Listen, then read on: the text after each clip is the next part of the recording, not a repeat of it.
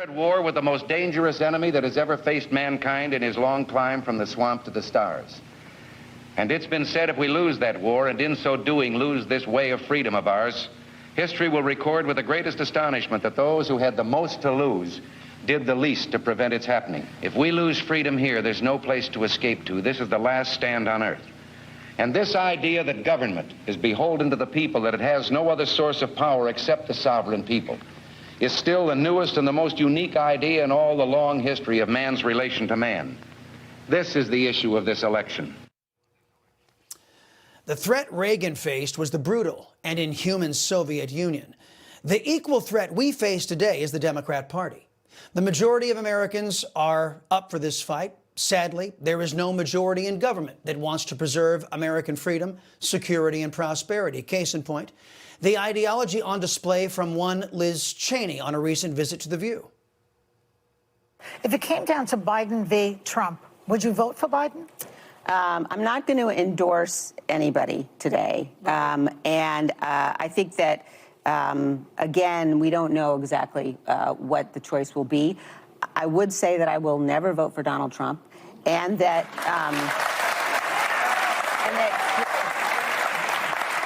there are some conservatives who are trying to make this claim that somehow Biden is a bigger risk than Trump. My view is I disagree with a lot of Joe Biden's policies. Yeah. We can survive bad policies. He's not crazy. We cannot survive torching the Constitution. That's right. It's not even the same level of... Liz Cheney is dishonest. Joe Biden's regime, run by Obama devotees, are specialists at torching the rule of law and the U.S. Constitution. She knows this. She's also an elitist. Did you notice how comfortable she was subjecting you and your family to 4 more years of Biden's inflation, open borders, massive crime, feckless foreign policy, leading to a world poised to go to war? She would inflict that suffering onto you and your family out of hatred for Trump and America First policies. Cheney isn't the only Republican who cares so little for the American people.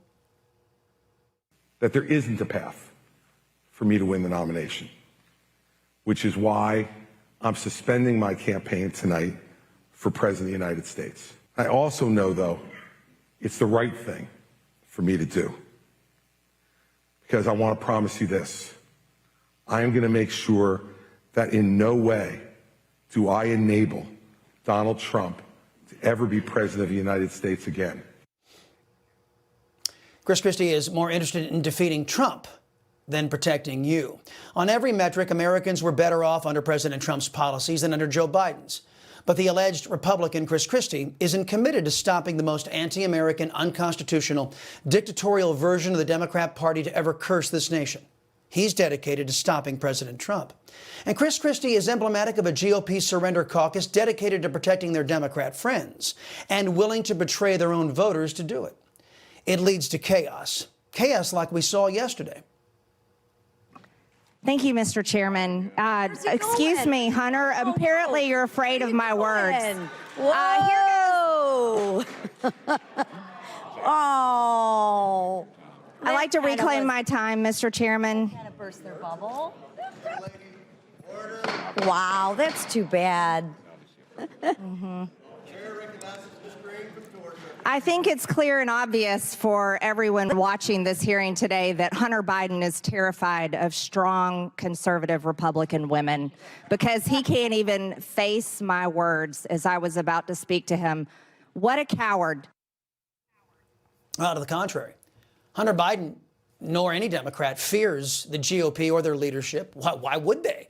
Democrats get away with riots in state and U.S. capitals, looting, burning, ignoring lawful congressional subpoenas. In short, the Democrats know they will have their way with Republicans like Christie, Cheney, McConnell, Cornyn, Murkowski, Collins, Kinzinger, Gonzalez, and among others. As Iowa and other states begin their primary voting, you would all do well to keep in mind the actions, not the rhetoric, of your politicians. If you are a Republican who believes the Democrats are right, then by all means, vote for your surrender caucus candidates. However, if you wish the word Republican to mean something ever again, if you believe you elect politicians to serve you, not foreign nationals, if you want your Republican to actually oppose destructive Democrats rather than enable them, I'd suggest a different course. And you folks in Iowa, You're up first.